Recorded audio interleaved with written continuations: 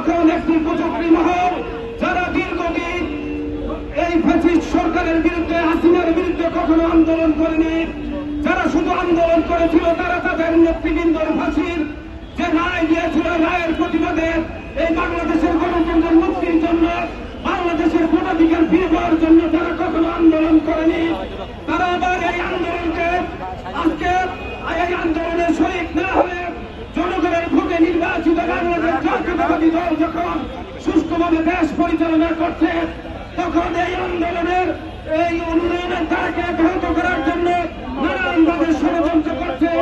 যুবদলের নেতৃবৃন্দ, আপনারা দীর্ঘদিন লড়াই করেছেন, সংগ্রাম করেছেন, নিজেদের পরিবার পরিজন থেকে বিচ্ছিন্ন থেকেছেন, নিজেদের সন্তানদের লেখাপড়া করেছে নাকি ঠিক মতো খবর নিতে পারেননি। আজকে যে কষ্ট লড়াই করে একটি অবস্থায় নিয়েছেন প্রিয় দলকে, আপনাদেরকে আবারও সজাগ থাকতে হবে।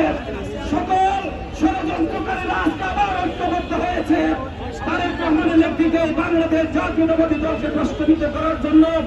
আপনারা সতর্ক থাকবেন, দলের নির্দেশনা মেনে কাজ করবেন।